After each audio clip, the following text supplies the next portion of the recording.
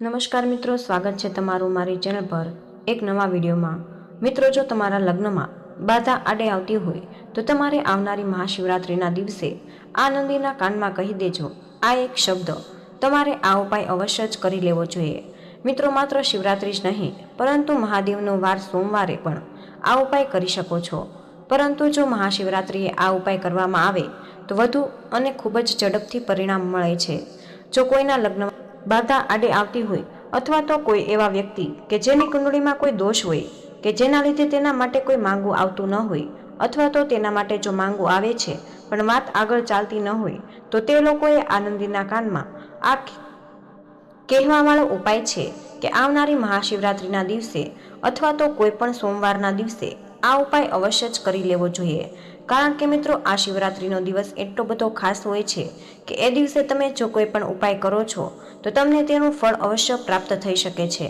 આથી જો એવા કોઈ લોકો હોય કે જે પોતાના લગ્ન કરાવવા માંગતા હોય તો તે લોકોએ આનંદીના કાનમાં એક શબ્દ કહેવાનો ઉપાય અવશ્ય જ કરી લેવો જોઈએ। મિત્રો, આ ઉપાય એટલો બધો કારગર છે કે જો તમે એકવાર ઉપાય મહાશિવરાત્રિએ કરી લ્યો છો તો મિત્રો તમને આનું ફળ 100% પ્રાપ્ત થાય છે। મિત્રો, વિડીયોમાં આગળ વધતા પહેલા જો તમે ઈચ્છતા હોય કે મહાદેવની કૃપા સદા બની રહે તો વિડીયોને લાઇક કરી કમેન્ટમાં હર હર ભોલે જરૂર લખી દેજો। મિત્રો, આવનારી 26 ફેબ્રુઆરીના દિવસે મહાશિવરાત્રિ છે। મિત્રો, આ દિવસ એટલો બધો મહત્વપૂર્ણ હોય છે કે જો આ દિવસે આનંદીના કાનમાં આ એક શબ્દ કહી દો છો તો મિત્રો અવશ્ય તમારી તમામ મનોકામના પૂર્ણ થાય છે અને તમારા લગ્ન થવાના યોગ બની શકે છે। કારણ કે મિત્રો, મહાશિવરાત્રિના દિવસે ઘણા એવા શુભ સંયોગ બની રહ્યા છે કે જે તમારા લગ્ન યોગ બનાવશે।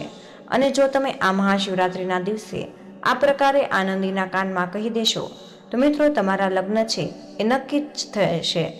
આ મહાશિવરાત્રિના દિવસે જો તમે આ એક નાનો પ્રયોગ કરી લેશો તો તમારા દીકરા કે દીકરીના લગ્ન જલ્દી જ થઈ જશે।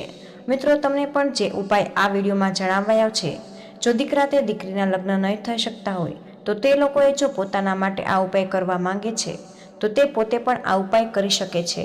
અને જો તે પોતે આ ઉપાય ન કરી શકે તો છોકરો કે છોકરીના મા બાપ પણ આ ઉપાય કરી શકે છે। ક્યારેક એવું થતું હોય છે કે આજના આધુનિક યુગમાં છોકરા કે છોકરી પાસે આટલો બધો સમય નથી હોતો, આથી આ ઉપાય કરી શકતા નથી। તેની ઉંમર એમ જ જતી રહે છે। આથી જો તેના મા બાપ તેના છોકરા કે છોકરી માટે આ ઉપાય કરવા માંગે છે તો તે આ ઉપાય આરામથી કરી શકે છે। જો તે તેના દીકરા કે દીકરી માટે આ મહાશિવરાત્રિના ખાસ દિવસ ઉપર આ ઉપાય કરી લેશે તો અવશ્ય જ તેના છોકરા કે છોકરીના લગ્ન થવાના યોગ બનવા લાગશે। તેના માટે અવશ્ય માંગુ આવી જશે। મિત્રો, લગ્ન ન થવાનું કારણ એ હોય છે કે જન્મકુંડળીમાં ગ્રહ અને નક્ષત્રના અમુક એવા દુર્યોગો બની જાય છે કે જેના લીધે લગ્નમાં લગાતાર વિરામ આવી જાય છે। તેમજ જન્મકુંડળીનો ભાવ અથવા તો સપ્તમ ભાવનો સ્વામી જ હોય છે જે પાપ પ્રભાવમાં આવી જાય છે।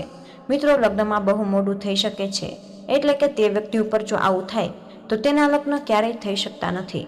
પણ જો એવું થશે કે તેના માટે માંગુ તો આવશે અને વાત આગળ ચાલશે પણ સંબંધ અને લગ્ન સુધી નહીં પહોંચી શકે। મિત્રો, કોઈ પણ સંબંધ છે એ સફળતા સુધી પહોંચી ન શકે, વચ્ચે જ અટકી જશે। અને ઘણીવાર એવું પણ થતું હોય છે કે સંબંધો પાકો થઈ જાય છે, છેલ્લે અમુક એવી વાત વચ્ચે આવે છે જેનાથી આ સંબંધ તૂટી જતો હોય છે, એટલે કે સગાઈ તૂટી જતી હોય।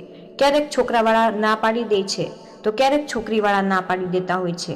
તેમજ છોકરા કે છોકરી જોવાવાળા આવશે, તે જોઈને જતા રહેશે પણ વાત આગળ નહીં ચાલી શકે। એવું પણ લાગશે કે હવે આ સગાઈ છે એ નક્કી થઈ જશે, પણ એ વાત ત્યાં જ અટકી જતી હોય છે। એટલે કે મિત્રો, સામેવાળા બાજુથી જ તમને કોઈ પણ પ્રકારનો પોઝિટિવ જવાબ નહીં મળી શકે। અમુક એવા પણ માંગા આવશે કે જે તમારા લાયક નહીં હોય તો તમે પોતે જ ના પાડતા રહેશો અને તમારી ઉંમર એમ જ વધતી રહેશે। અને અમુક એવું માંગવું આવશે કે જે છોકરો કે છોકરીએ પણ તમને ગમતા હશે પણ તમારી કુંડળીમાં અમુક એવા દોષ છે કે જેના લીધે સામેવાળો વ્યક્તિ જ તમને ના પાડી દેતો હોય। અને ક્યારેક મિત્રો એવું પણ બનતું હોય કે દીકરા કે દીકરી જોવામાં બહુ સુંદર હોય, સારામાં સારી નોકરી અથવા તો ધંધો કરતા હોય, છતાં તેમના લગ્નમાં બહુ બાધા આડે આવતી હોય। આથી જો મિત્રો આ પ્રકારની મુશ્કેલીઓ તમારા જીવનમાં આવતી હોય, એટલે કે તમારા દીકરા કે દીકરીના લગ્નમાં આટલી બધી બાધા આવતી હોય તો મિત્રો તમારે ચિંતા કરવાની કોઈ જરૂર નથી। તમને આજના વિડીયોમાં જે જણાવીએ છીએ તે શબ્દ તમારે આવનારી મહાશિવરાત્રિના દિવસે અવશ્ય જ નંદીના કાનમાં બોલી દેવા જોઈએ। મિત્રો, માત્ર મહાશિવરાત્રિના દિવસે જ નહીં, પણ તમે વર્ષમાં કોઈ પણ સોમવારના દિવસે જો આ ઉપાય કરો છો તો તમારા લગ્ન થવાના યોગ બની શકે છે. કારણ કે મિત્રો, ઉપાય જ એવો છે કે તમે આ દિવસે કરો છો ત્યારે તમને આનો ઉપાયનું ફળ પ્રાપ્ત થઈ શકે છે. મિત્રો, આવો હવે આપણે જાણીએ આ ઉપાય વિશે. ઉપાયમાં આગળ વધતા પહેલા જો તમે હજુ સુધી વિડીયોને લાઇક ન કર્યો હોય તો વિડીયોને લાઇક જરૂર કરી દેજો અને અમારી ચેનલને સબસ્ક્રાઇબ કરી લેજો, જેથી કરીને આવા જ લગ્નના વાસ્તુશાસ્ત્રને લગતા ઉપાય તમને દરરોજ મળતા રહે. મિત્રો, આવનારી 26 ફેબ્રુઆરીના દિવસે મહાશિવરાત્રિનો દિવસ છે. મિત્રો, આ દિવસ એટલો બધો શુભ છે કે જો તમે આ દિવસે આ એક લગ્ન માટે આટલું કરી લેશો તો મિત્રો, તમારા દીકરા કે દીકરીના લગ્ન છે એ જલ્દી જ થઈ શકે છે. અને જો તમને તેના માટે માંગવું નહીં આવતું હોય તો તેના માટે અવશ્ય માંગવું આવી જશે. જીવનસાથી વિચારતા હશો એવું માંગવું તમારા માટે આવી જશે.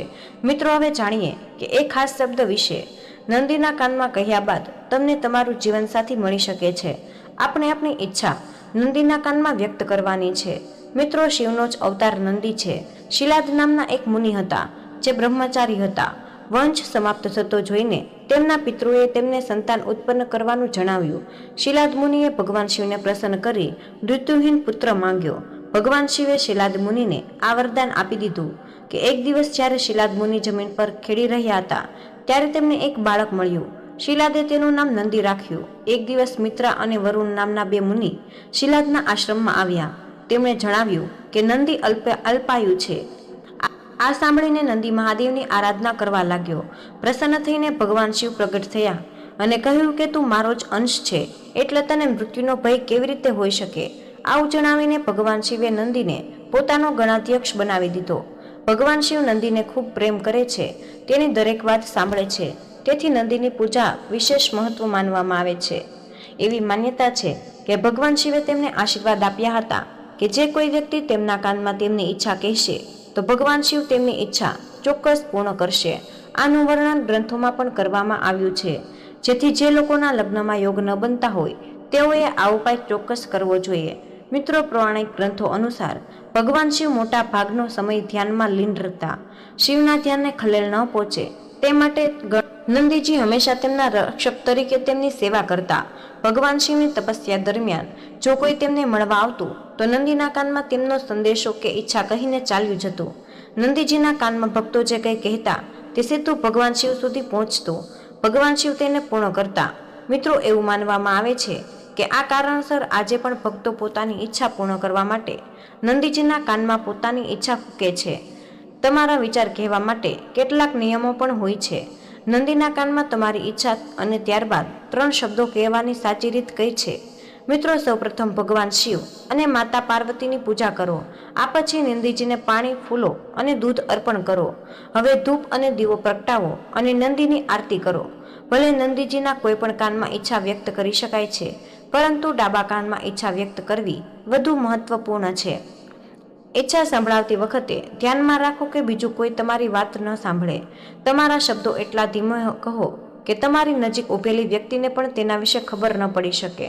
નંદીના કાનમાં બોલતી વખતે તમારે હોઠને તમારા બંને હાથોથી ઢાંકી દો, જેથી જે વાત કહેતી વખતે અન્ય કોઈ તમને જોઈ ન શકે કે કોઈ નુકસાન પહોંચાડવાની કે કોઈ ખોટું કરવાની ઈચ્છા રાખશો નહીં.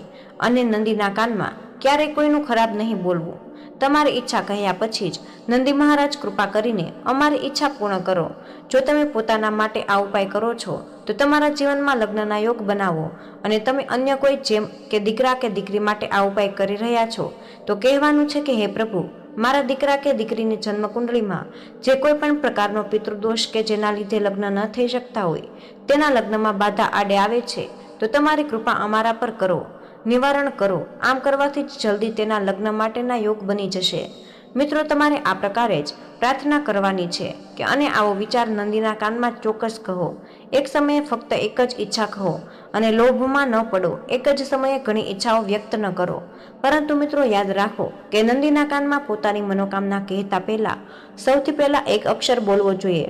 શાસ્ત્રોમાં જણાવ્યા અનુસાર ભગવાન શિવે સ્વયં નંદીને વરદાન આપ્યું હતું કે જે તારા કાનમાં આવીને પોતાની મનોકામના બોલશે તેની દરેક મનોકામના અવશ્ય પૂરી થશે. ભક્તો નંદીજીને પોતાની મનોકામના જણાવી દે, જેના કારણે તે ભગવાન શિવ સુધી પહોંચી જાય છે. મિત્રો, શાસ્ત્રોમાં જણાવ્યા અનુસાર નંદીના કાનમાં કોઈ પણ મનોકામના કહેતા પહેલા ઓમ શબ્દનો ઉચ્ચાર કરવો જોઈએ. ત્યારબાદ જ પોતાની મનોકામના કહેવી જોઈએ. કારણ કે મિત્રો, હિન્દુ ધર્મમાં ઓમનું વિશેષ મહત્વ છે. મોટાભાગના મંત્રો ઓમ શબ્દથી જ શરૂ થાય છે. ઓમને સમગ્ર બ્રહ્માંડનું પ્રતીક માનવામાં આવે છે. સાથે જ ઓમનું ઉચ્ચારણ કરવાથી સકારાત્મક ઉર્જાનો વિકાસ થાય છે. તેથી જ મિત્રો, નંદીના કાનમાં તમારી લગ્નની ઈચ્છા કહેતા પહેલા ઓમ શબ્દનો જાપ કરો. એવું માનવામાં આવે છે કે આમ કરવાથી તમારી મનોકામના ભગવાન શિવ સુધી ઝડપથી પહોંચી જાય છે. અને આ મંત્રનો જાપ સાચા હૃદયથી અને ભક્તિથી નંદીના કાનમાં કરવામાં આવે તો તમારી ઈચ્છા પૂર્ણ થવા લાંબો સમય નહીં લાગી શકે.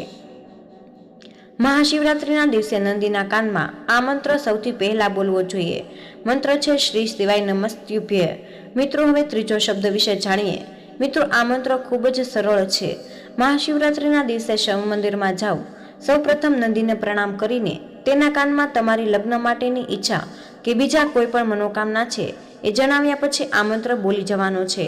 મિત્રો, આ સરળ મંત્ર છે ઓમ નમઃ શિવાય. મિત્રો, આ એક મંત્ર નંદીજીના કાનમાં કહ્યા પછી જ તમારે તમારી મનોકામના નંદી મહારાજને જણાવવાની છે.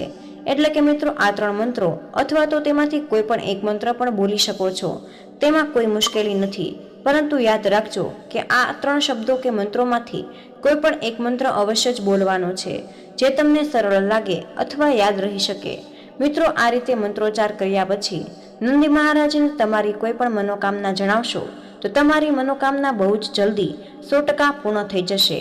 મહાશિવરાત્રિના દિવસે આ ઉપાય કરી લ્યો છો તો મિત્રો, તમને ભગવાન ભોલેનાથ તેમજ માતા પાર્વતીજીની એવી કૃપા પ્રાપ્ત થશે કે તમારા લગ્ન માટેના યોગ છે એ જલ્દી જ બની શકે.